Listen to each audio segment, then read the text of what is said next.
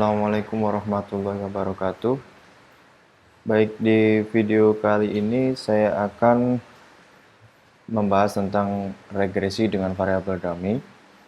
Materi yang saya sampaikan ini saya ambil dari buku Basic Econometrics chapter 9 karangan Damodar N. Gujarati dan Dam Seporter. Baik, langsung saja kita mulai. Oke. Nah, apa sebenarnya dummy variabel itu? Dummy variabel itu merupakan variabel yang digunakan untuk merepresentasikan informasi kualitatif dari suatu informasi. Contoh itu seumpamanya, contoh dummy variabel itu adalah misalkan kita ingin melihat kita ingin mendata bahwa dalam sampel kita itu ada wanita dan ada pria. Nah, yang dimaksud dengan dummy variabel itu kita memberikan yang sebelumnya kita sudah bahas bahwa di dalam variabel itu ada yang skalanya, ada yang nominal. Variabel berdasarkan skala itu ada nominal, ada interval, ada rasio, dan juga ada ordinal. Nah, dalam dummy variabel itu merupakan nominal, yaitu angkanya itu hanya untuk mengelompokkan saja, menggrupkan atau menginformasikan bahwa sampel ini menjadi beberapa informasi. Dalam kasus ini kita contohkan adalah wanita dan pria. Seumpamanya kita ingin memisahkan kelompok wanita dan pria, maka kita bisa memberikan informasi menjadi sebuah variabel ini, mengkonversikan informasi ini menjadi sebuah variabel yang bisa kita regresikan itu dengan memberikan kode atau angka nominal, yaitu seumpamanya ini wanita 1 dan pria itu adalah 0. Nah, dummy variabel itu wujudnya 0 dan 1. Jadi ketika sampel kita itu wanita, dia mengisi 1, dan ketika sampel kita itu pria, dia mengisi 0. Nah, bagaimana kita bisa mengakomodasi informasi seperti semacam ini menjadi sebuah untuk dilakukan analisis regresi. Nah, kali ini kita akan membahas tentang hal itu. Langsung saja kita mulai.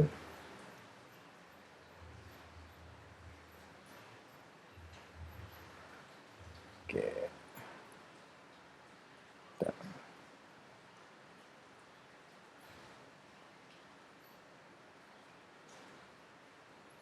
Oke.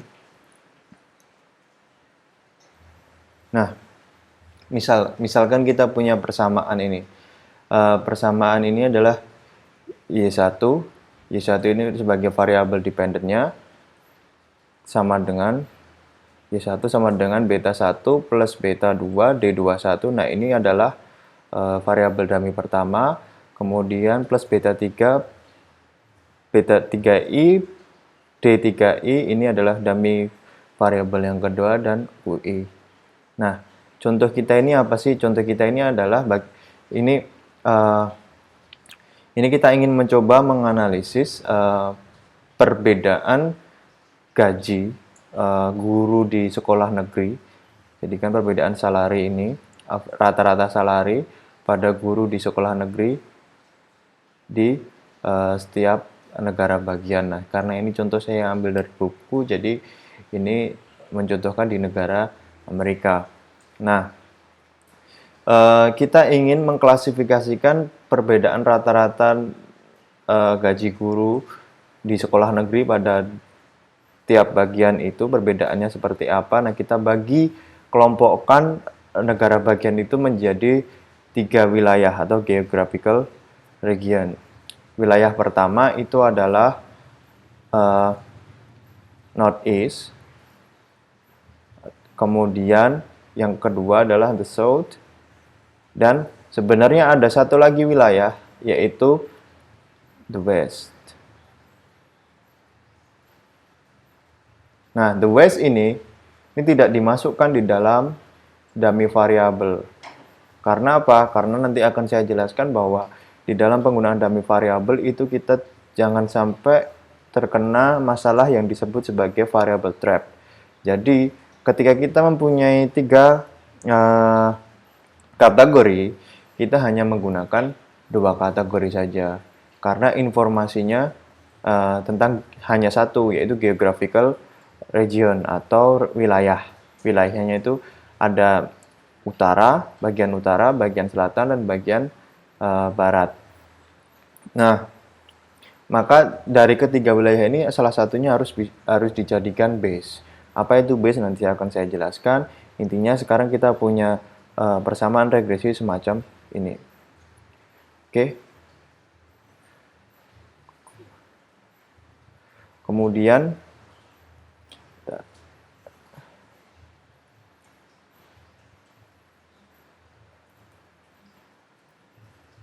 nah, kita peroleh dari persamaan regresi itu yaitu rata-rata gaji guru di sekolah negeri ketika dia ketika D2I itu 1, berarti dia guru yang berasal dari Northeast, wilayah Northeast. Dan D3I itu 0, berarti perbedaan rata-ratanya kita bisa ambil dari beta 1 plus beta 2. Atau rata-ratanya itu bisa diambil dari beta 1 plus beta 2. Nah, rata-rata guru yang ada di selatan, di wilayah selatan, itu berarti yang dia mengisi 1 itu adalah D3-nya. Karena dia wilayah selatan. Ketika dia dari selatan, maka dia mengisi 1, ketika tidak dia mengisi 0. Nah, itu rata-ratanya diperoleh dari B1 dan B3. Nah, kemudian apa ini B1? Kenapa B1 nggak ada itunya? Nah, B1 ini merupakan rata-rata dari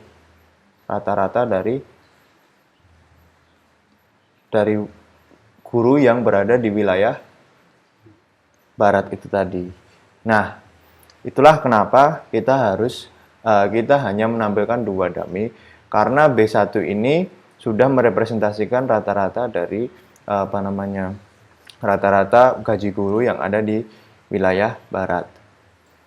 Ketika kita menampilkan semua dummy-nya, maka ini akan terjadi estimasi kita akan error, karena akan ditolak karena ini menjadi korelasi yang sempurna dengan West.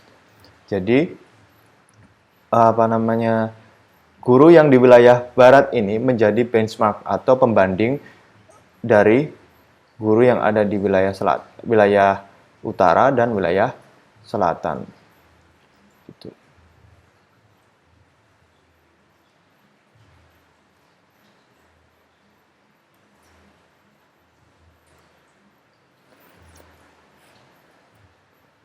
Nah, ini yang saya jelaskan tadi bahwa rata-rata gaji guru yang di wilayah barat itu merupakan B1. Nah, setelah kita estimasi, kita peroleh hasil semacam ini. Nah,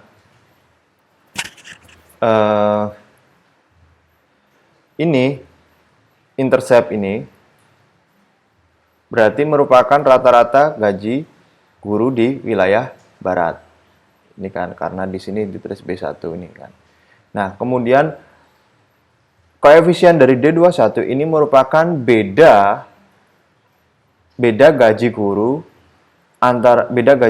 antara wilayah barat dengan D21 tadi siapa? Oh, wilayah utara.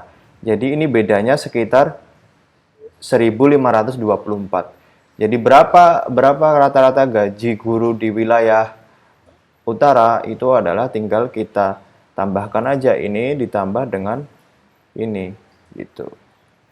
Jadi hasilnya tinggal tambah 4804 48014 ditambah 15524. Jawabannya adalah berapa gitu kan.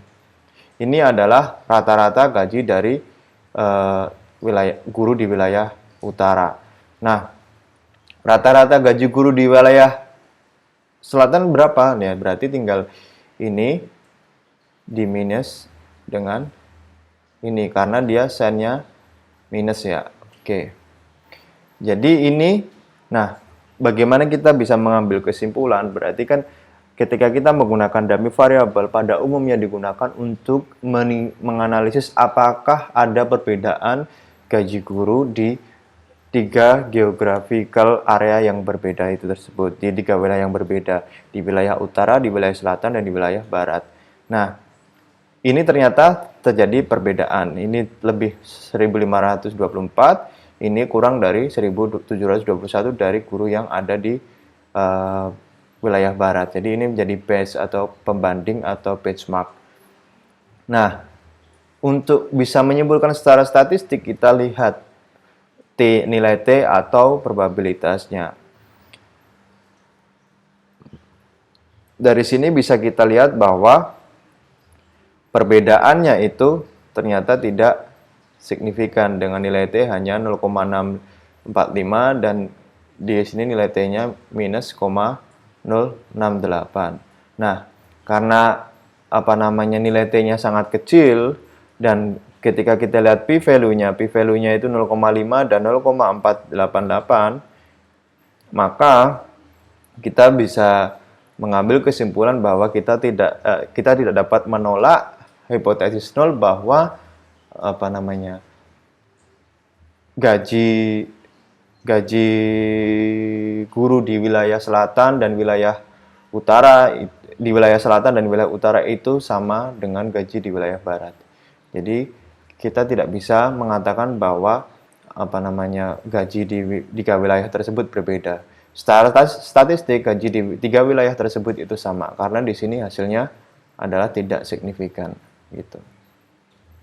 Ketika ini hasilnya signifikan, maka kita bisa mengatakan bahwa gaji di wilayah selatan itu berbeda dengan secara statistik berbeda dengan gaji di wilayah barat. Dan ketika ini juga signifikan, berarti gaji di wilayah utara itu secara statistik berbeda dengan gaji di wilayah barat. Nah, karena ini tidak signifikan, berarti kita tidak bisa mengatakan secara statistik berbeda. Berarti kita hanya bisa mengatakan secara statistik sama. Meskipun pada koefisien kita lihat di sini ada perbedaan sekitar 1524. Di sini juga ada perbedaan sekitar 1721. Tapi ini secara statistik tidak menunjukkan adanya perbedaan di ketiga wilayah tersebut. Gitu. Itu fungsinya kita menggunakan menggunakan dummy variable. Itu salah satunya untuk melihat apakah membandingkan di tiga grup variabel, apakah ada perbedaan dari ketiga grup variabel tersebut. Gitu.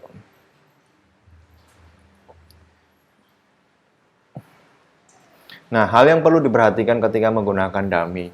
Nah, ini yang perlu saya tekankan lagi. Yang pertama, jumlah dummy yang dibutuhkan untuk membedakan kategori. Ketika di sini kategorinya tadi 3, di sini kan kategorinya 3, yaitu selatan, utara, dan barat. Jumlah dummy yang dibutuhkan adalah 2, karena ini hanya memuat satu informasi, yaitu antara tinggal di utara, atau tinggal di selatan, atau tinggal di barat. Gitu. Nah, ketika kita hanya punya satu informasi tentang geographical area, itu maka kita harus, ketika kategorinya 3, kita hanya perlu menampilkan 2 dummy saja. Karena dummy yang pertama itu dijadikan benchmark atau base-nya. Nah, kategori yang tidak dijadikan variabel dummy disebut sebagai base atau control atau reference kategori. Jadi di kasus ini, di contoh ini, yang menjadi base atau reference atau control kategori, atau nanti saya akan sebut sebagai base kategori base-nya mana. Nah, itu adalah guru sekolah negeri di bagian barat. Gitu. Makanya dummy-nya tidak ditampilkan di dalam persamaan regresi. Nilai intercept beta 1 merupakan nilai rata-rata dari base kategori. Nah, beta 1 ini merupakan nilai rata-rata dari guru sekolah di wilayah barat. Kemudian, koefisien pada variabel dummy disebut sebagai differential slope coefficient. Ini itu disebut sebagai differential slope coefficient, sedangkan ini disebut sebagai differential intercept coefficient. Pilihan terkait dengan kategori apa yang akan dijadikan base terserah keinginan peneliti. Jadi, mana yang harus dijadikan base nih antara guru yang di wilayah utara, wilayah selatan, atau wilayah barat, itu terserah Kita bisa menggunakan guru di wilayah selatan untuk menjadi base-nya. Jadi di sini D21 kita gantikan menjadi guru di wilayah barat dan seterusnya.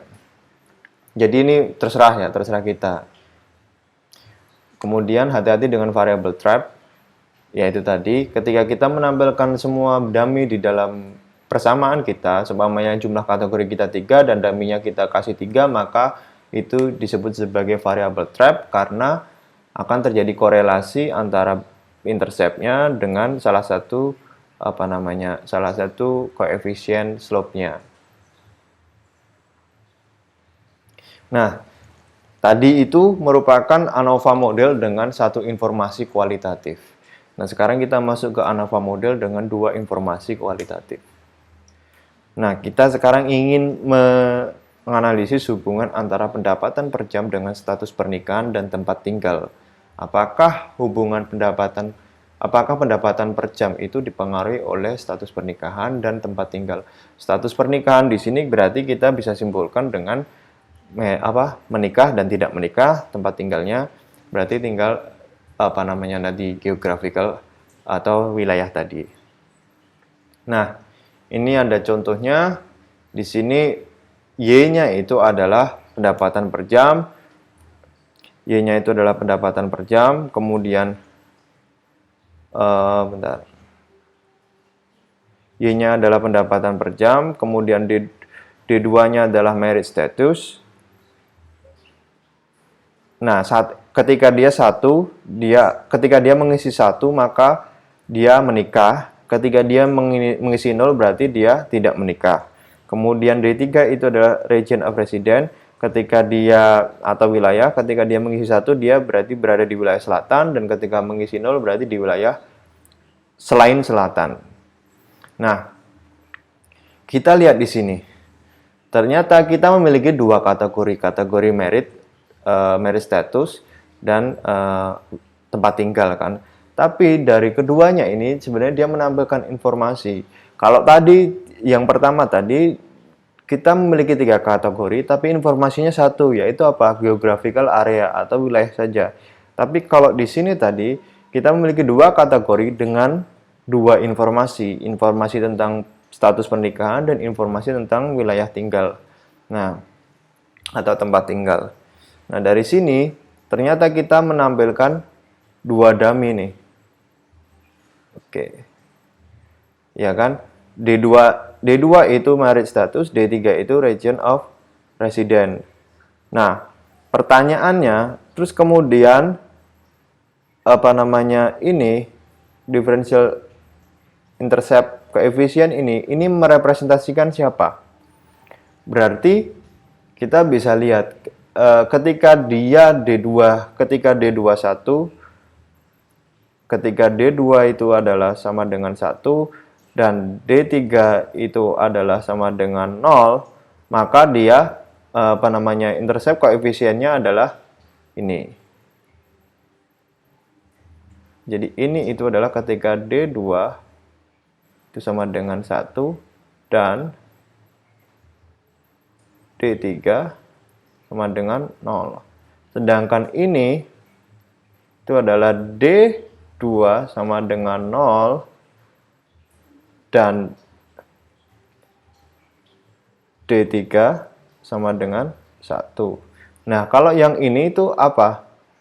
Kalau yang ini berarti dia adalah ketika D2 sama dengan 0 dan D3 juga sama dengan 0.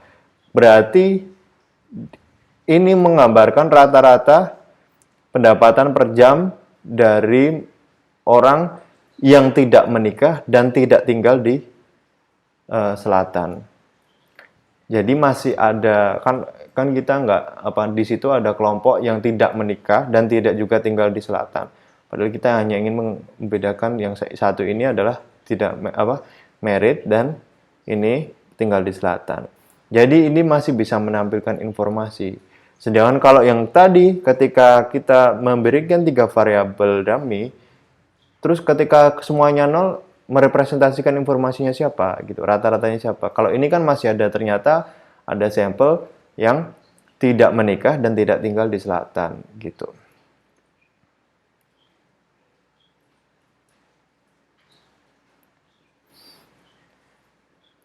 Di sini kita lihat bahwa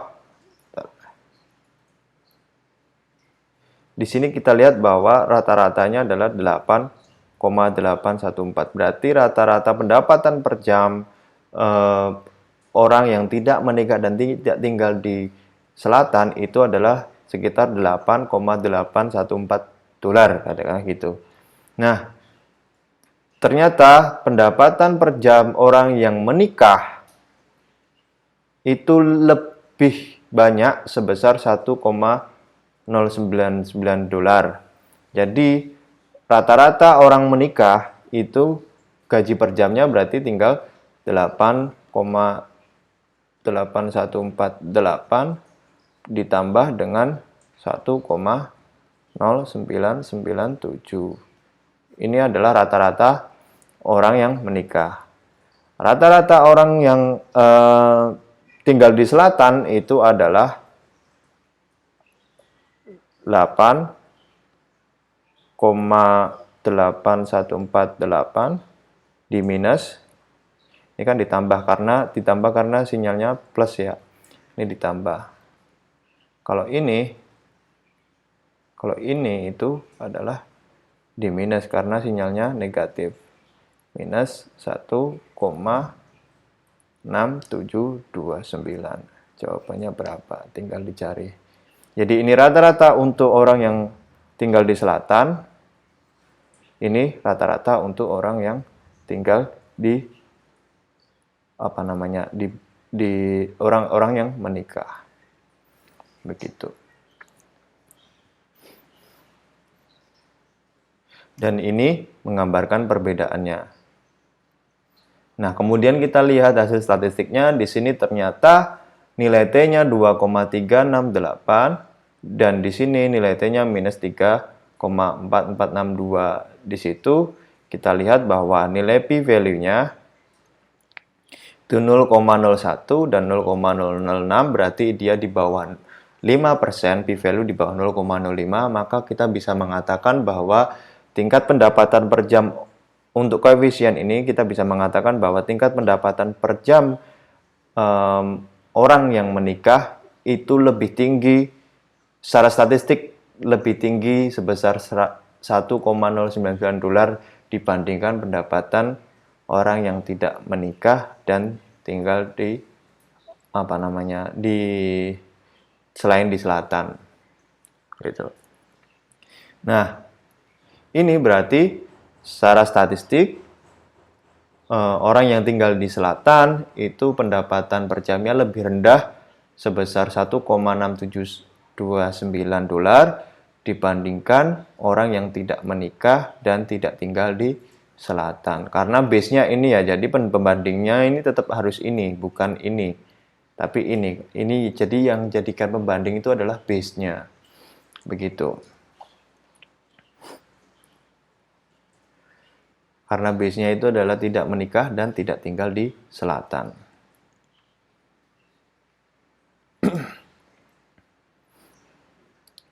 Oke, kemudian kita lanjutkan.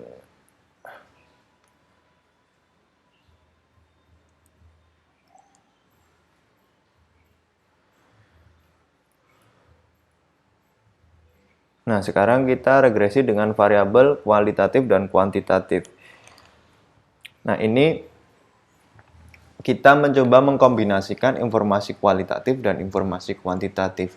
Nah, informasi kualitatif itu seperti yang di contoh sebelumnya ini, sedangkan informasi kuantitatif itu adalah seperti kita menggunakan variabel-variabel yang lain seperti pengeluaran, gaji, yaitu ya angka-angka rasio begitu, atau jumlah angka yang bisa dijumlahkan. Kalau 0 sama 1 ini kan nggak bisa dijumlahkan karena dia hanya mengelompokkan saja, tapi kalau ini angka yang bisa dijumlahkan begitu, maksudnya yang kuantitatif dan dikombinasikan dengan kualitatif. Contoh, ini ada contoh yaitu kita ingin menganalisis gaji guru hubungannya terhadap wilayah dan pengeluaran pada pengeluaran pengeluaran pemerintah lokalnya pada wilayah atau budget untuk sekolah negeri per studentnya. Jadi budget pemerintah, alokasi budget pemerintah untuk sekolah negeri per siswanya. Apakah gaji gurunya itu tinggi dipengaruhi oleh salah satunya pengeluaran itu? Nah, ini adalah persamaan regresinya. Y1 itu adalah rata-rata gaji tahunan guru sekolah negeri di negara bagian. Kemudian X1 itu adalah pengeluaran pada public school atau pengeluaran pada sekolah-sekolah negeri per siswa. Yang pengeluaran ini pengeluaran pemerintah ya, atau local government-nya. Di 2I itu adalah di C1 ketika dia negara itu di wilayah utara, 0 jika tidak, dan kemudian D31-nya itu di C1 ketika negara bagiannya itu terletak di wilayah selatan, dan 0 jika itu tidak. Nah, dari hasil regresi kita lihat bahwa kenapa kita perlu menambahkan variabel baru? Variabel ini atau variabel spending on public school per student itu, atau pengeluaran pada sekolah negeri per student itu, itu sebagai variabel kontrolnya. Itu. Kenapa kita harus kontrol? Karena kita tahu bahwa rata-rata gaji guru itu juga kemungkinan besar dipengaruhi oleh pengeluaran negara untuk sekolah negeri di wilayah tersebut. Nah, pengeluaran negara semakin tinggi, pengeluaran negara, alokasi budget untuk sekolah negeri di wilayah tersebut, maka kemungkinan besar semakin tinggi juga gaji gurunya. Nah, di sini sudah dibuktikan dan hasilnya memiliki sign-nya adalah positif. Jadi semakin tinggi alokasi budgetnya, semakin tinggi pula gaji gurunya. Kemudian ini menggambarkan perbedaan. Ini juga perbedaan, dan yang dijadi base adalah wilayah, lagi-lagi yang dijadikan base adalah wilayah baratnya. Ini mengambil contoh yang tadi, cuman contoh yang tadi kita ambil variabel baru sebagai variabel kontrol, yaitu sebagai alokasi budget untuk sekolah negeri per student. Nah, setelah itu kita lihat nih nilai T-nya. Nilai T-nya itu adalah minus 1,586 dan minus 1,710. Ini nilai T-nya signifikan. Jadi pengaruh alokasi budget itu terhadap gaji guru itu positif dan signifikan secara statistik. Nah, tapi di bagian perbedaannya ternyata bintang 2 ini merepresentasikan bahwa nilai P value-nya itu lebih dari 5%. Yaitu bisa jadi 10, bisa jadi 8 atau apa. Nah, ketika kita lihat nilai T-nya juga, nilai T-nya memang kecil. Jadi secara statistik pada level 5%, gaji guru di wilayah utara dan wilayah barat itu tidak berbeda dengan gaji guru yang di wilayah barat.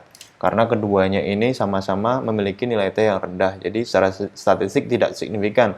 Meskipun kita lihat koefisiennya di sini ada perbedaan, tapi kita tidak bisa mengatakan secara statistik ini berbeda. Karena apa? Karena hasil regresi kita tidak signifikan. Gitu. Dilihat dari nilai T value-nya. T value-nya minus 1,5 dan minus 1,7. Padahal kita tahu bahwa ketika kita ingin mendapatkan hasil yang signifikan pada level 5%, nilai T-nya kurang lebih ya di atas 2 gitu. Oke. Nah, sekarang variabel dummy sebagai alternatif Chow test. Ini sebagai tambahan aja untuk pengetahuan. Sebenarnya alternatif choice ini sudah dibahas di chapter sebelumnya, tapi saya tidak memberikan. Tapi karena penggunaan variabel dummy ini lebih fleksibel dan lebih mudah untuk dipahami, maka ini saya berikan. Nah, misalkan kita ingin meregresikan saving terhadap income pada periode tahun 70 sampai tahun 95. Nah, untuk mengakomodasi adanya perubahan besar, nah kita kan ingin melihat gini. Jadi gini, apakah tabungan orang itu meningkat ketika jumlah income-nya juga meningkat? Nah, pertanyaan penelitiannya seperti itu. Seharusnya kan semakin tinggi income, maka semakin tinggi pula savingnya, gitu kan. Tapi kan ini kan diambil pada sampel rentang waktu yang lama. Di rentang waktu yang lama itu kemungkinan bisa jadi terjadi ada krisis, bisa mungkin terjadi adanya bencana kayak sekarang kita lalui ini pandemi, dan itu akan merubah hubungan dari tiap-tiap variabel yang sebelumnya sudah diduga, gitu kan. Nah, untuk itu karena ini waktunya sangat lama dan kita menduga kemungkinan ada perbedaan, gitu kan. Maka kita bagi rentang waktu menjadi dua kelompok. Kelompok pertama itu adalah tahun 1970 sampai 1981. Oh, bentar.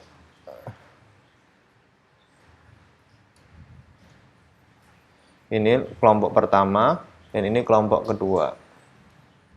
Nah, sebenarnya kapan kita menentukan rentang ini? Sebenarnya menentukan rentangnya ini hanya terserah kita ya, hanya tebakan kita aja. Oh, baiknya dipisah di bagian sini. Sebenarnya kita bisa saja kita menggunakan alat statistik yang lebih canggih yang bisa mengidentifikasi sebenarnya perubahan intercept dan koefisiennya itu terjadi di tahun berapa, gitu kan. Jadi itu lebih akurat. Tapi ini katakanlah ini kita hanya ingin membagi dua kelompok menjadi 970 sampai 981 dan 982 sampai 995. Nah, ada 4 kemungkinan yang terjadi. Nah, kemungkinan pertama itu adalah baik intercept dan koefisien sama pada kedua regresi atau kita sebut sebagai coincident regression. Kemungkinan yang kedua hanya intercept yang berbeda, namun koefisiennya sama atau parallel regression.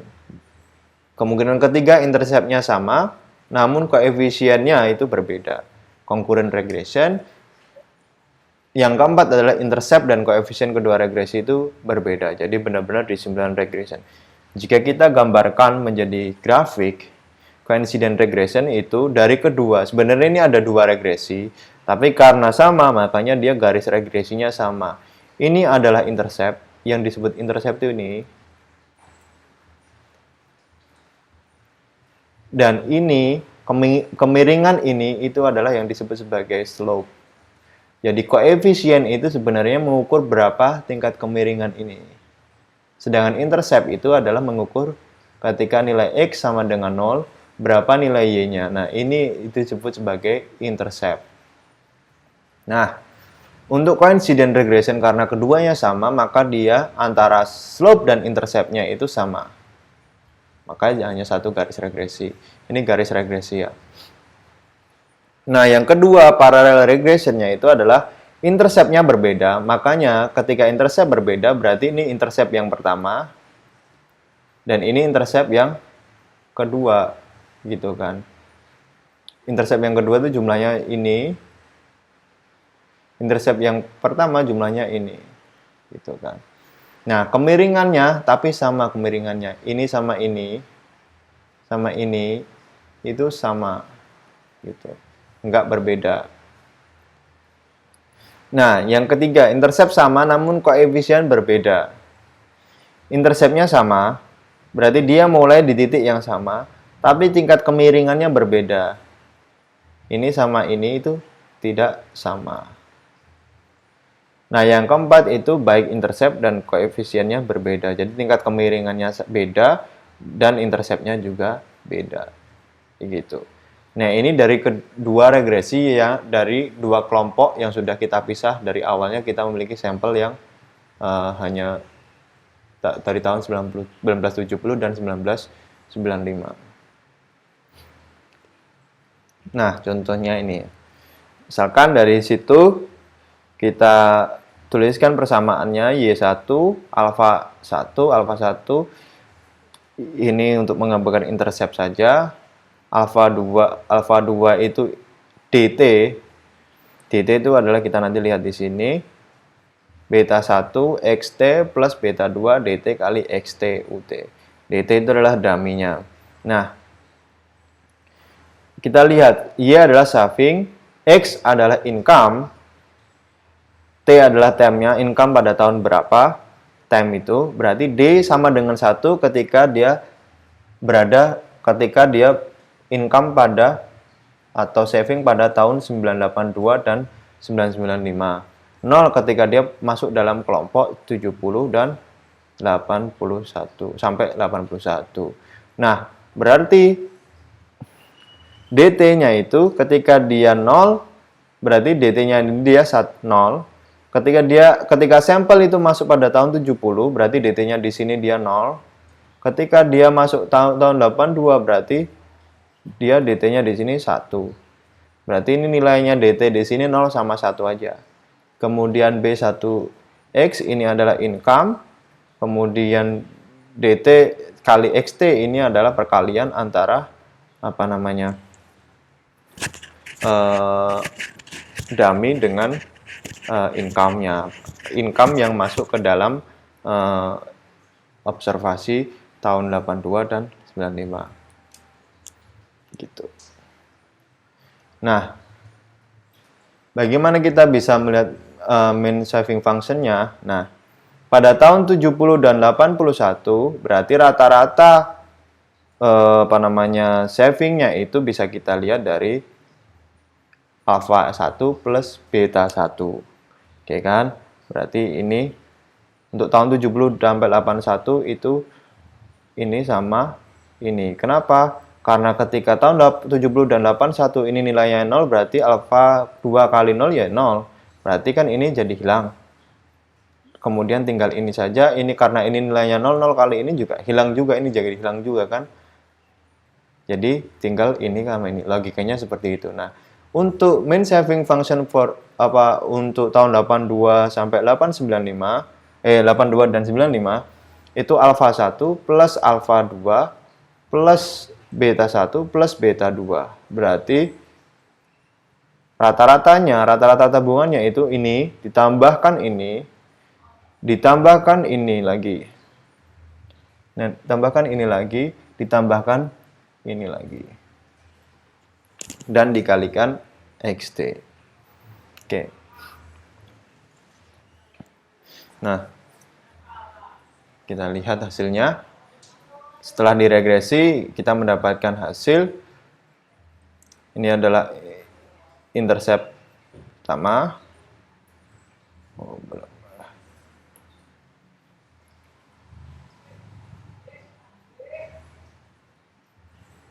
Ini adalah intercept yang pertama. Kemudian ini koefisien pada dummy. Kemudian hanya dummy aja ya. Kemudian ini adalah income. Kemudian ini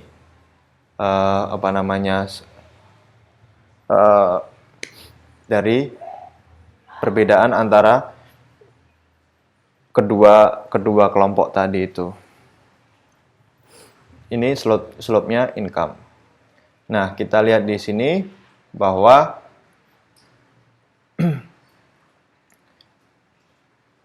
nilai T-nya dia signifikan. Dia juga signifikan dan dia juga signifikan karena ini di atas 4. Itu kan di atas 2 semuanya kan. Berarti ini bisa kita katakan bahwa hasil regresinya koefisiennya signifikan secara statistik. Nah, untuk memperoleh slope saving income regressionnya itu adalah alfa ditambah dengan ini, gitu kan, 0,0803 xt. Nah, untuk yang saving income regression tahun 82 dan 95 itu adalah yang ini tadi ditambah dengan 1524786 ditambah 0,803 di minus 0,0655 dikalikan xt. Jadi jawabannya 1534947 plus 0,0148 XT. Nah, apakah berbeda? Ternyata memang berbeda gitu. Karena hasilnya signifikan berbeda. Jadi, mereka memiliki slope dan intercept yang berbeda. Secara statistik juga berbeda.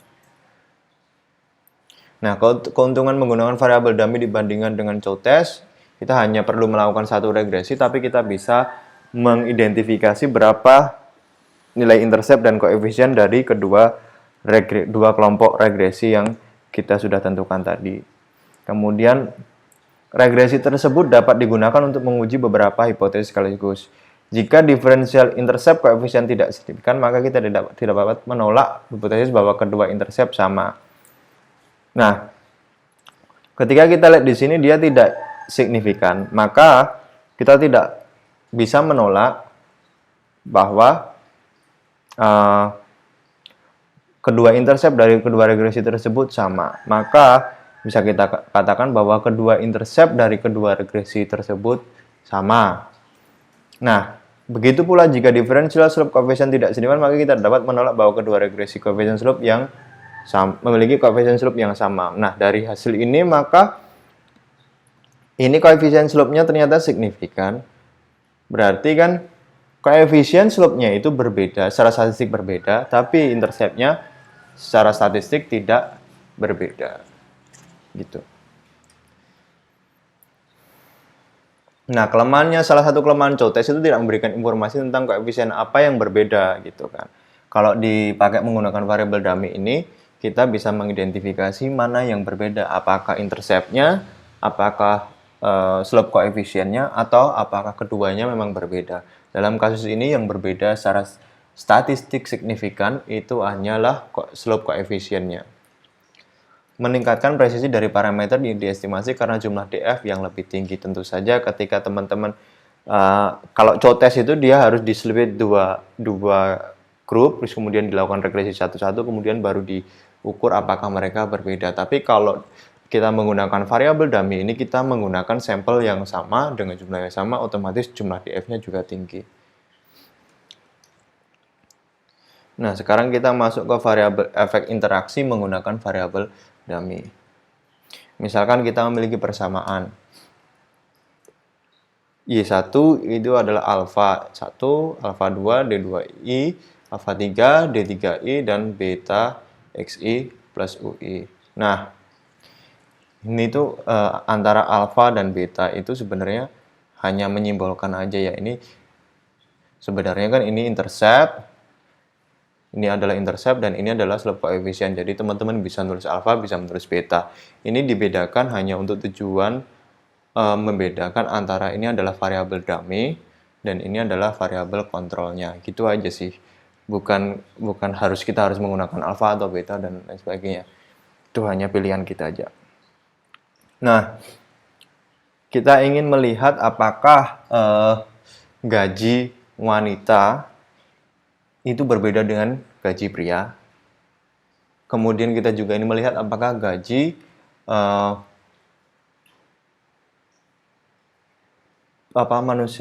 orang bukan kulit putih dan bukan non Hispanik itu berbeda dengan orang yang kulit putih dan Hispanik. Kemudian kita juga ada variabel kontrolnya yaitu education. Ini sebagai variabel kontrol karena kita tahu semakin tinggi pendidikannya maka gajinya pun juga akan semakin tinggi. Nah, kita kan ini kan ketika kita jawab ini berarti informasinya adalah kita hanya bisa membedakan antara ketika dia satu kan dia female, berarti kalau 0 dia male kan, berarti kalau ketika dia satu dia wanita, ketika 0 dia laki-laki. Nah, kita hanya bisa membedakan, ini hanya membedakan antara wanita, gaji wanita dan gaji laki-laki. Sedangkan ini membedakan gaji orang kulit putih dan gaji bukan orang kulit putih. Nah, kita bisa base-nya kan berarti pria dan kulit putih kan base-nya di sini kan. Nah, karena yang ini nolnya itu ketika 1 dia non white dan non Hispanic, berarti ketika 0 dia adalah white dan Hispanic gitu kan. Nah, terus bagaimana jika kita ingin melihat gaji female dan dia non-white dan non-Hispanic. Jadi wanita yang non-white dan non-Hispanic. Wanita yang bukan kulit putih dan bukan Hispanic. Nah, maka kita bisa menginteraksikan kedua variabel tersebut, yaitu D2I dan D3I. Ini untuk merepresentasikan wanita yang bukan kulit putih atau bukan juga Hispanic gitu. Jadi kita bisa menginteraksikan ini untuk mencari gaji wanita yang bukan kulit putih dan bukan Hispanic. Nah, ketika dia itu wanita, berarti kan ketika D21 itu berarti kan dia wanita. Kemudian ketika dia D3-nya 1 berarti dia bukan kulit putih dan bukan Hispanic kan. Berarti dia adalah rata-rata gaji wanita bukan kulit putih dan bukan Hispanic itu diperoleh dari alfa 1 plus alfa 2 plus alfa 3 plus alfa 4. Alfa 4-nya adalah ini tambahan ini tadi. Gitu. Nah, yang ini tuh diabaikan karena ini adalah variabel kontrolnya. Nah, alfa 2 itu perbedaan gaji untuk yang menjadi wanita. Alfa 3 itu perbedaan gaji untuk yang bukan kulit putih atau bukan Hispanic. Sedangkan alfa 4 itu merupakan perbedaan gaji untuk wanita yang bukan kulit putih dan bukan Hispanic. Hasilnya adalah semacam ini. Kita lihat bahwa nilai T-nya itu adalah perbedaannya signifikan, ini juga signifikan, dan ini juga signifikan. Berarti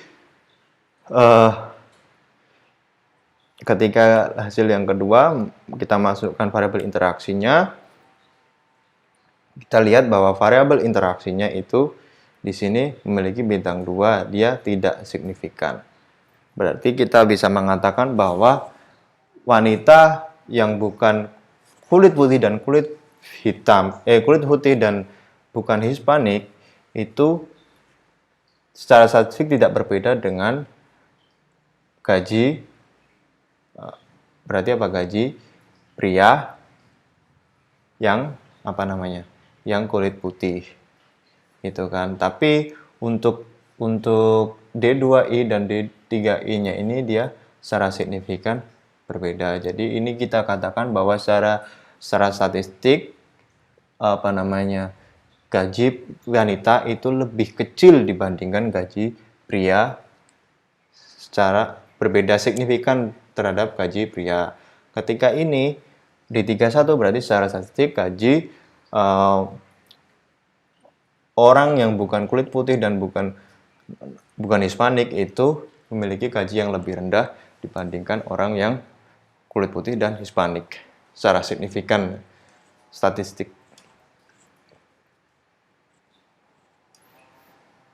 Oke, kita masuk ke penggunaan dummy pada seasonal analysis. Apa yang dimaksud dengan seasonal analysis?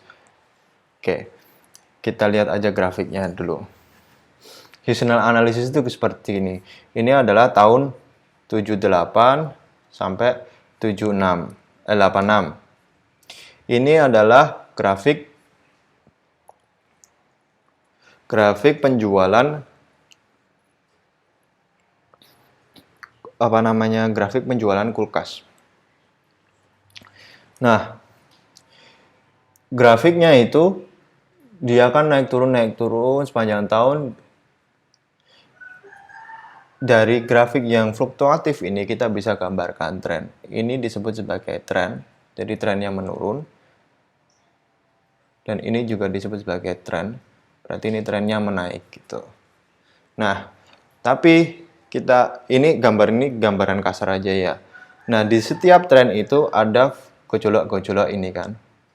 Nah, gejolak-gejolak ini Ketika kita lihat di sini tahun 78 sampai 79, dia ternyata penjualannya itu meningkat dan berada menuju puncak paling banyak penjualannya di tengah tahun, terus turun lagi di akhir tahun, terus begitu lagi ini. Nah, ini disebut sebagai seasonality itu kayak gini. Puncaknya tahun. Nah, tapi kan ini adalah seasonality. Gitu kan. Nah, perubahan tren ini disebut dengan cycle. Jadi ada siklusnya. Gitu kan. Kemudian tapi kan apa puncaknya ini kan berbeda, bisa berbeda di tiap tahun, bisa ada sedikit perbedaan, di sini juga ada sedikit perbedaan, di sini juga ada sedikit perbedaan. Nah, ini disebut randomnya atau disturbannya. Gitu. Nah, itu adalah sekilas gambaran tentang graphic time series. Nah, kita ingin mengeliminasi untuk melakukan analisis, kita ingin mengeliminasi seasonal itu karena untuk melakukan prediksi berapa penjualan kulkas, umpamanya katakanlah berapa penjualan kulkas untuk tahun depan, gitu kan. Ketika kita hanya meregresikan dan mengabaikan efek-efek dari seasonal tadi, yaitu di awal tahun itu menurun, kemudian di tengah tahun itu meningkat sampai paling atas, kemudian turun lagi. Nah, ketika kita mengabaikan itu, prediksi kita penjualan di tahun yang akan datang, di bulan yang akan datang juga akan tidak akurat gitu kan.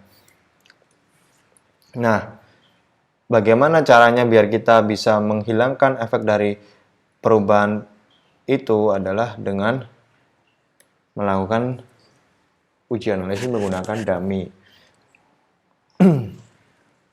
Ini adalah dummy-nya. Kita bagi data per tahun ini menjadi 4 kuartal.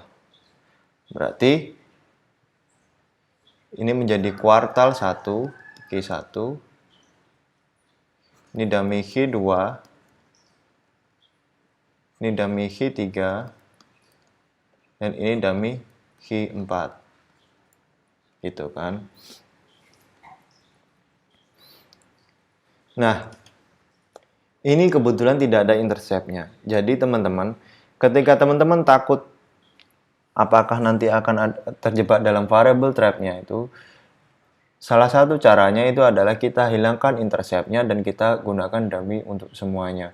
Tapi ingat ketika teman-teman menghilangkan intercept-nya, berarti teman-teman harus pastikan nanti ketika menggunakan statistical software-nya, teman-teman sudah mengklik pilihan tidak ada intercept-nya, ada caranya nanti. Teman-teman nanti belajar di semester berikutnya di komputer analisis data. Nah, ketika kita masukkan intercept-nya, ini kan intercept, nah kita harus hilangkan salah satu dummy-nya. Nah, yang dihilangkan adalah dummy Q1-nya. Ini adalah hasil regresinya. Yang ada cuma D2T, D3T, dan D4T. Gitu kan. Nah, ini adalah salah satu wujud penggunaan dummy pada seasonal analysis. Nah, bagaimana kita bisa melakukan, bisa mengambil prediksi tadi? Ya udah, berarti tinggal kita ini kan hasilnya sudah ketemu. Berarti kita tinggal hasil dari aktual Y-nya diminus dengan estimate Y. Kemudian setelah itu ditambah dengan rata-rata dari seriesnya rata-rata Y, atau kita bisa bilang Y aksennya. Itu adalah pendapatan untuk prediksi untuk sales tahun yang akan datang.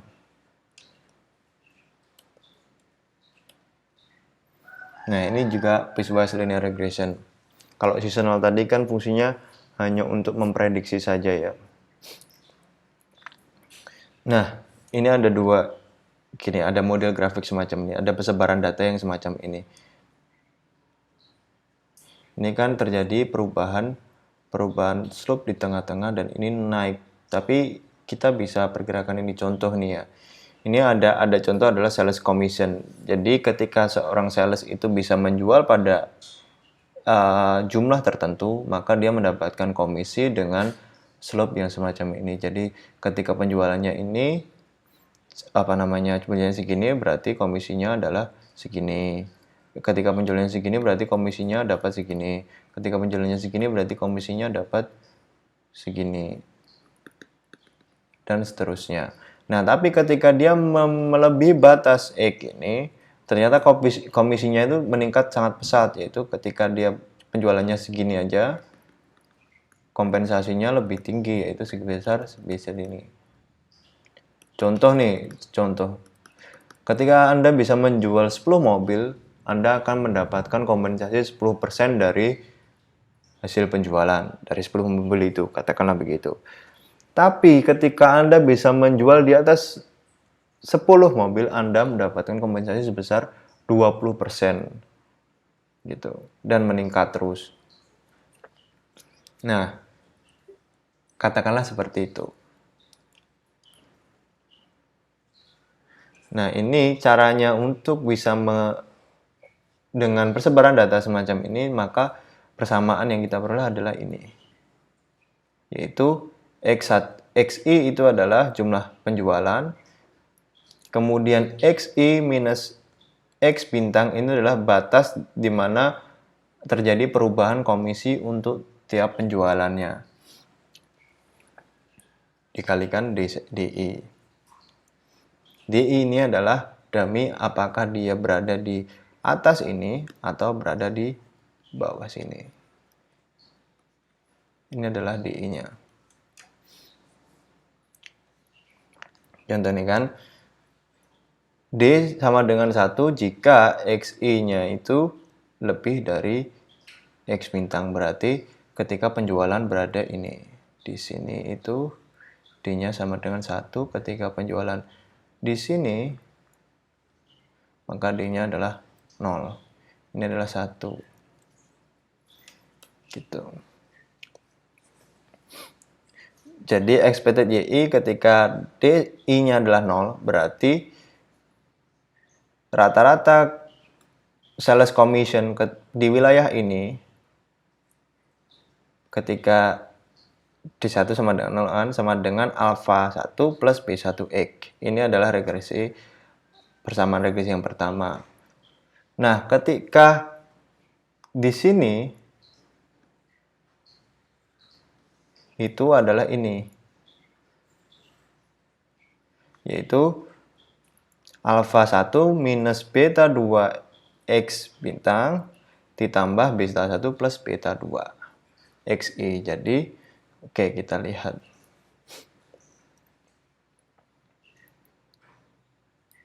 Hasil regresinya adalah ini. Minus 145,72 plus 0,1 dan nah, untuk bisa itu berarti kan ini kan sama aja. Kita tuliskan alfa satunya berapa? Alfa satunya adalah sama dengan minus 145,72 ditambah beta 1 0,2791 XI itu. Ini persamaan yang pertama. Kemudian persamaan yang kedua itu adalah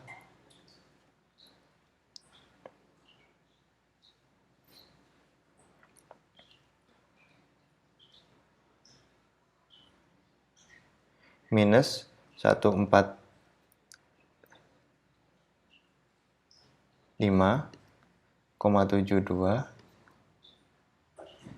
ditambah di minus berapa itu? 0,2791 ditambah B1 plus ini plus B2. Ini plus ini. Dah. Gitu. Dan ini ketika kita lihat nilai T-nya juga tinggi, jadi ini signifikan. Jadi memang ada terjadi perbedaan. Tapi kita bisa mengukur slope-nya itu memang berbeda di situ. Oke, baik, cukup sekian penjelasan dari saya. Jika ada pertanyaan bisa disampaikan dalam forum. Terima kasih. Wassalamualaikum warahmatullahi wabarakatuh.